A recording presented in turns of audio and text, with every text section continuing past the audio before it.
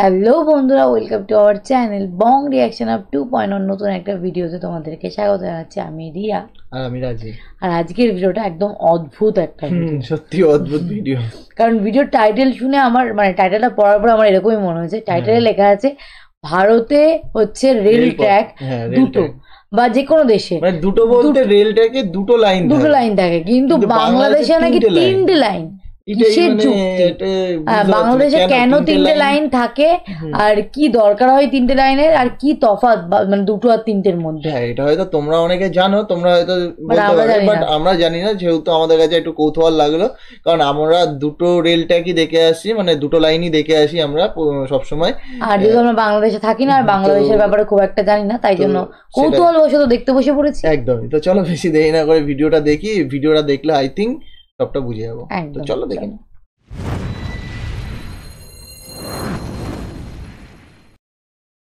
বন্ধুরা, আপনি কি জানেন দুনিয়াতে যেখানে রেল লাইন হয় দুটি ট্র্যাকের মাধ্যমে, সেখানে বাংলাদেশের রেল লাইনে তিনটি ট্র্যাকওয়ালা রেল লাইন কেন তৈরি করা হয়? আর ট্রেনের জানালা লাগানো কাঁচগুলো কেন ব্ল্যাক কালারের হয়ে থাকে, যেখানে অন্যান্য ট্রেনে লাগানো গ্লাস ট্রান্সপারেন্ট হয়? আর আপনি কি এটা জানেন যে ট্রেনের পেছনে লাগানো এই ক্রস সাইন হলুদ রং দিয়ে কেন লেখা হয়? যদি এই সকল কিছু আপনার জানা না থাকে তাহলে অনুরোধ থাকবে ভিডিওটি শেষ পর্যন্ত দেখার জন্য। আর এখনো যারা আমাদের চ্যানেলটি সাবস্ক্রাইব করেননি তারা দ্রুত সাবস্ক্রাইব করে ফেলুন। বন্ধুরা, আপনি কি জানেন ট্রেনের সর্বশেষ অংশে সর্বশেষ বগির পেছনে যে হলুদ রঙের ক্রস থাকে সেটা আসলে মূলত কেন দেওয়া হয়? তো বন্ধুরা, প্রথমে আমি আপনাদের জানিয়ে দিই, এই ক্রস চিহ্নটি হলুদ রং দিয়ে এজন্যই বানানো হয় কারণ এর ওয়েভলেন্থ লাল এবং সবুজ রঙের মাঝখানে থাকে, ফলে এটা বুঝতে খুবই সুবিধা হয়। যদিও লাল, সবুজ এবং হলুদ রং খুবই পপুলার রং, এই হলুদ রং খুব বেশি পরিমাণে ফোকাস দেয়, যার কারণে এই ক্রস চিহ্নটি হলুদ রং দিয়েই তৈরি করা হয়। আর এই হলুদ ক্রস চিহ্নটি ট্রেনের একদম শেষ বগিতে দেওয়া হয় এর জন্যই যে এটা দিয়ে বোঝানো হয় ট্রেনের এটাই শেষ অংশ, এটার পেছনে আর কিছুই নেই। পাশাপাশি এর পেছনে ঠিক এলভি বোর্ডও লাগানো হয় আর একটা লাল বাতিও জ্বালানো হয়। এখানকার এলভি মানে হচ্ছে লাস্ট ভেহিকলস বোঝানো হয়। যখন কোনো ট্রেন একটা রেলওয়ে স্টেশন, প্ল্যাটফর্ম বা রেলওয়ে ফটক দিয়ে যেতে থাকে তখন রেলওয়ে মাস্টার এই ক্রস চিহ্নটি দেখে বুঝতে পারে যে সম্পূর্ণ ট্রেনটি চলে গিয়েছে, এর পেছনে আর ট্রেনের কোনো বগি নেই। যার ফলে রেলওয়ে মাস্টার বুঝতে পারে এই ট্রেনের পেছনে কোনো বগি খুলে যায়নি বা আলাদা হয়ে যায়নি, সম্পূর্ণ ট্রেনটাই পরিভ্রমণ করছে। যখন কোনো রেলওয়ে মাস্টার ট্রেনের ঠিক পেছনে এই ক্রস চিহ্নটি দেখে না তখন খুবই ডেঞ্জারাস অ্যালার্ট দেওয়া হয়, কেননা এর মাধ্যমে বোঝা যায় যে ট্রেনের বগি মাঝখান থেকে কোনো অংশ মেইন ট্রেন থেকে আলাদা হয়ে গিয়েছে আর সম্পূর্ণ ট্রেনটি একসাথে পরিভ্রমণ করছে না। এমনটা হলে দুর্ঘটনা হওয়ার সম্ভাবনা অনেক বেশি থাকে। এর থেকে বড় অসুবিধা তো লিঙ্ক ট্রেন অপারেট করার জন্য হয়ে থাকে। আপনাদের জানিয়ে রাখি, লিঙ্ক ট্রেন হলো সেই সকল ট্রেনকে বলা হয়ে থাকে যেগুলো একটা স্টেশন থেকে দুটি আলাদা দিক থেকে আসতে থাকে আর সেটা মার্চ হয়ে একটা ডেস্টিনেশনের দিকে রওনা হতে থাকে।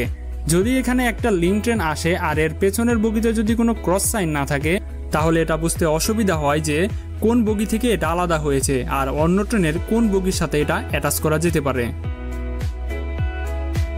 তো বন্ধুরা, আপনি কি জানেন বাংলাদেশের রেলওয়েতে তিনটি ট্র্যাক কেন ব্যবহার করা হয়? বর্তমানে বাংলাদেশ অনেক দ্রুত ডেভেলপমেন্ট হচ্ছে আর এখানকার রেল লাইনও ধীরে ধীরে বৃদ্ধি পাচ্ছে। বাংলাদেশের টোটাল রেল লাইন ট্র্যাক নম্বর 2855 কিলোমিটার আর এখানের 1838 কিলোমিটার রেলওয়ে ট্র্যাক মিটার গেজে ব্যবহার করা হয় আর 682 কিলোমিটার রেলওয়ে ট্র্যাক ব্রড গেজে ব্যবহার করা হয়। বাংলাদেশের তিনটি রেলওয়ে ট্র্যাক দিয়ে রেল লাইন তৈরি করা হয়েছে। এটার পেছনের কারণ হলো যখন মিটার গেজ থেকে ব্রড গেজে পরিবর্তন হতে যাচ্ছিল তখন বাংলাদেশ রেলওয়ে আগে তৈরি হওয়া এত লম্বা মিটার গেজ বন্ধ করতে চাচ্ছিল না, কেননা এটার ফলে শুধুমাত্র রেলওয়ে ট্র্যাকই পরিবর্তন হয় না, এটার পাশাপাশি কোচ ও লোকোমোটিভও উভয়ই পরিবর্তন করার প্রয়োজন পড়ে। আর এভাবেই বাংলাদেশের ডুয়েল ট্র্যাককে রেলওয়ে ট্র্যাকে পরিবর্তন করে, যেটা দুটি আলাদা গেজকে একই রেলওয়ে ট্র্যাকে চালাতে সাহায্য করে। আর এর জন্য এই রেলওয়ে ট্র্যাককে মিক্স গেজ রেলওয়ে ট্র্যাকও বলা হয়। আর যেহেতু এখানে ব্রড গেজ এবং মিটার গেজ দুটোই ব্যবহার করা হয়েছে সেহেতু এটাকে ডুয়েল গেজ রেলওয়ে বলা যেতে পারে। তাহলে জানা গেল ডুয়েল গেজ রেলওয়ে ট্র্যাকে তিনটি ট্র্যাক থাকে, যেখানে দুই গেজওয়ালা ট্র্যাক থাকে আর 3 নাম্বার ট্র্যাকটি একদমই কমন হয়, যেটা দুটি আলাদা আলাদা গেজের ট্রেনের জন্য কার্যকর হয়। পাশাপাশি আপনাদের এটাও বলে রাখি যে 3 নাম্বার রেলওয়ে ট্র্যাক রয়েছে সেটা লোকোমোটিভকে ইলেকট্রিক সাপ্লাই দেওয়ার কাজে ব্যবহার করা হয় না, তার মানে যে 3 নাম্বার গেজ রয়েছে সেটা আলাদা আলাদা ট্রেন চালানোর কাজে ব্যবহার করা হয়। আর আপনি এটাও জেনে রাখুন যে বাংলাদেশ ছাড়াও বিশ্বের এমন অনেক দেশ রয়েছে যেখানে এই ডুয়েল গেজওয়ালা রেলওয়ে রয়েছে। আর এই সকল রেলওয়ে আমেরিকা, হাঙ্গেরি সহ আরও অনেক দেশে দেখা যায়।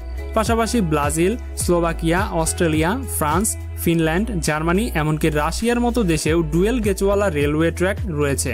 যেমনটা আমি আপনাদের ইতিমধ্যে বলেছি যে এই ধরনের ডুয়েল গেজওয়ালা রেলওয়ে ট্র্যাক পৃথিবীর অন্যান্য দেশেও ব্যবহার করা হয়, কিন্তু ব্যতিক্রমী হিসেবে কিছু কিছু দেশ এই 3 নাম্বার রেলওয়ে ট্র্যাকটি ব্যবহার করে শুধুমাত্র ট্রেনের ইঞ্জিন অর্থাৎ লোকোমোটিভ ইলেকট্রিক সাপ্লাই দেওয়ার জন্য।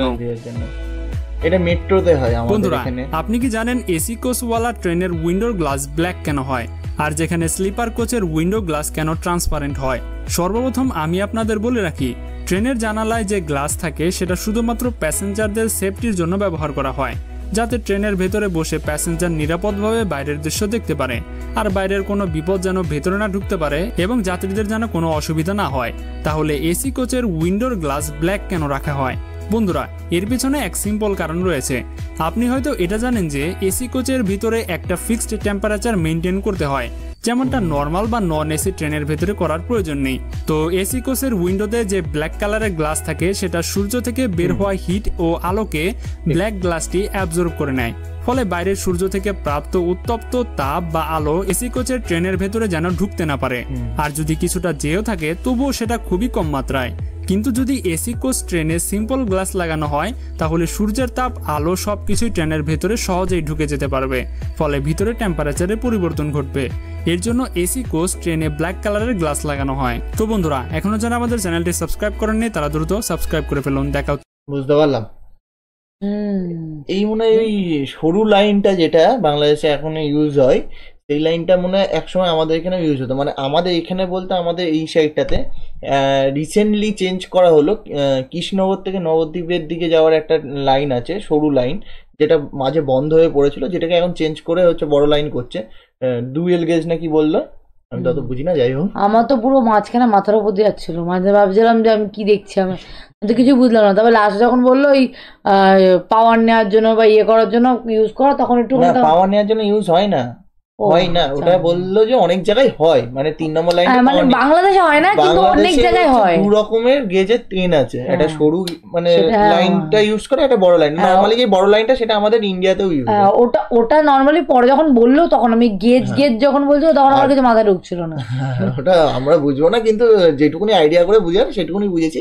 আর তাতে বড় কথা হচ্ছে যেটা ইলেকট্রিকের তুমি যেটা বুঝেছো সেটা আমাদের এখানে মেট্রোতে গেলেও দেখতে পারবা। মেট্রোতে দেখবে একটা 3 নম্বর সাইডে লাইন থাকে যেটার থেকে ইলেকট্রিক হতো, যেমন রেলের ওপর থেকে ইলেকট্রিক আছে। যাই হোক, ভালো একটা ভিডিও ছিল, ইনফরমেটিভ ভিডিও ছিল, আর টপিকটা খুব সুন্দর ছিল।